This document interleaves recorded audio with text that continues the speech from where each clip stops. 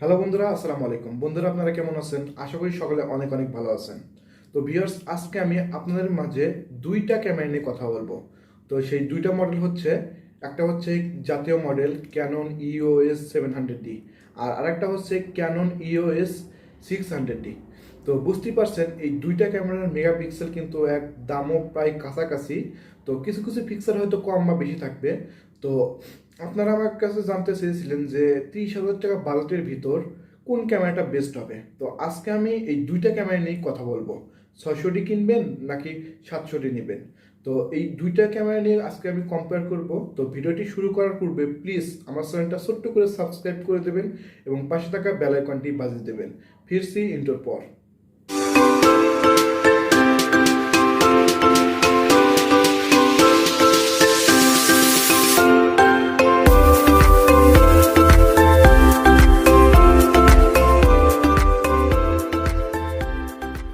Welcome back viewers.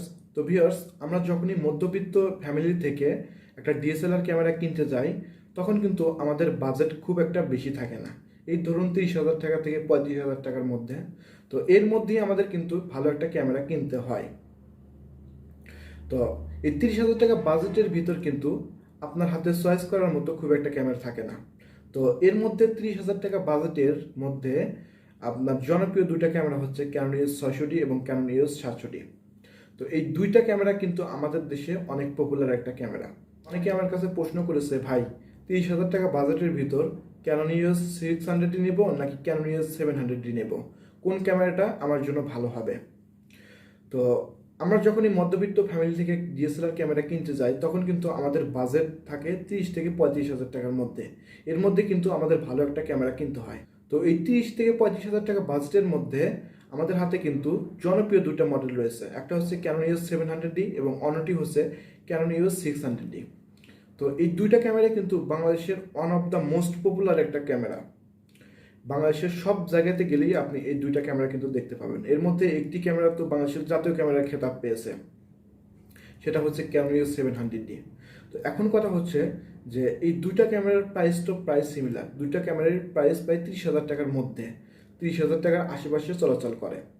তো এই 30,000 টাকা বাজেটের ভিতর ক্যানন ইউএস 600D নেবো নাকি 700D নেবো, এখানে কিন্তু অনেক যারা ক্যামেরা কিনতে চায় তারা কিন্তু একটা কনফিউশনের মধ্যে দিয়ে যায় যে 700D ভালো হবে না 600D ভালো হবে। তো আমি বলি যে 700D এবং 600Dর মধ্যে খুব একটা বেশি কিন্তু পার্থক্য নেই, প্রায় সিমিলার পার্থক্য। আপনি চাইলে কিন্তু 30,000 টাকা বাজেটের ভিতর এই দুইটা ক্যামেরা কিন্তু নিতে পারেন অনায়াসে। কিন্তু তার ভিতরেও কিছু কিছু বিষয় ক্যানন ইউএস 600Dতে কিছু বিষয় কম আছে এবং ক্যানন ইউএস 700Dতে কিছু বিষয় বেশি আছে।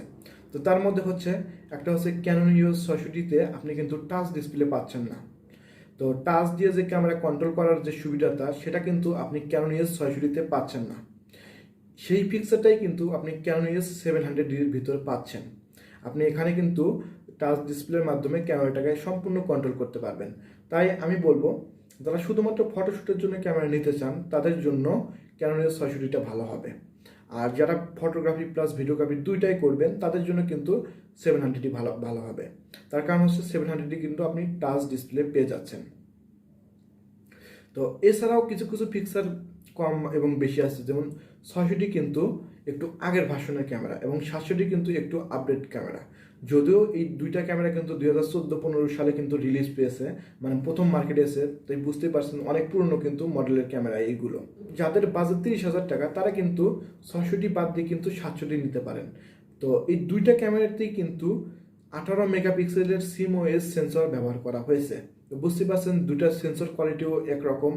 তো এছাড়া পিকচার কোয়ালিটি কিন্তু আপনি একরকমই পাবেন। তো কিছু কিছু কালার প্রডিউসের সিস্টেম কিন্তু ক্যানন ইউএস 700Dতে একটু হলে বেশি আছে এবং 600Dতে কিন্তু কিছু কিছু পিকচার নেই। আমি আগেই বলে নিয়েছি ক্যানন ইউএস 700D হচ্ছে ক্যানন ইউএস 600Dর কিন্তু যে আপডেট একটা ক্যামেরা। তো যখনই আপনার 30,000 টাকা বাজেটের ভিতর ক্যামেরা কিনতে যাবেন, তখন আপনারা ভালোভাবে এর স্পেসিফিকেশনগুলো দেখে নেবেন। তাহলে আপনি বুঝতে পারবেন কোন ক্যামেরাতে আপনি কি চাচ্ছেন এবং কি পাচ্ছেন। তো আমি বলবো যে যাদের বাজেট 30,000 টাকার মধ্যে, তারা 600D না নিয়ে তারা 700D অনায়াসে নিতে পারেন। যেহেতু 700D বাংলাদেশের জাতীয় একটা ক্যামেরা, মানে বাংলাদেশের অলমোস্ট মানে সিমিলার, 600Dও কম না, সবার হাতে হাতেই কিন্তু প্রায় 600D রয়েছে। কিন্তু এর চাইতেও কিন্তু বেশি পরিমাণে 700D জনপ্রিয়তা বেশি। তাই আমি বলবো 30,000 টাকা বাজেটের ভিতর যদি আপনি কোনো ক্যামেরা নিতে চান, তাহলে বিশেষ করে ক্যাননের ভিতর, তাহলে কিন্তু আপনার জন্য ক্যানন EOS 700D কিন্তু বেটার হবে। এর মানে এটা ভাববেন না যে আমি 600D নিতে পারি নাই, 600Dও অনেক ভালো একটা ক্যামেরা, কিন্তু 600Dর হয়তো আপনি বডির ক্ষেত্রে আপনি 2,000 টাকা কম পাবেন এবং 700Dর ক্ষেত্রে 2,000 টাকা বেশি বাজেট আপনাকে গুনতে হবে। আমি বলবো যে এই দুইটা ক্যামেরার মধ্যেই কিন্তু আপনি ক্যানন EOS 700D কিন্তু অনায়াসে নিতে পারেন। এর মানে যে এই না যে আপনি 600D নিতে পারবেন না, আপনি 600D নিতে পারবেন। 600D অনেক ভালো একটা ক্যামেরা, এখানে আপনি সমস্ত ফিক্সারই পাবেন, তবে একটা ফিক্সার ব্যতীত, তো সেটা হচ্ছে টাচ ডিসপ্লে পাচ্ছেন না এবং কালার প্রডিউসের একটা সিস্টেম আপনি পাচ্ছেন না। তাছাড়া সব কিছুই এবং সব স্পেসিফিকেশনে কিন্তু সিমিলার থাকছে 600D এবং 700Dর মধ্যে।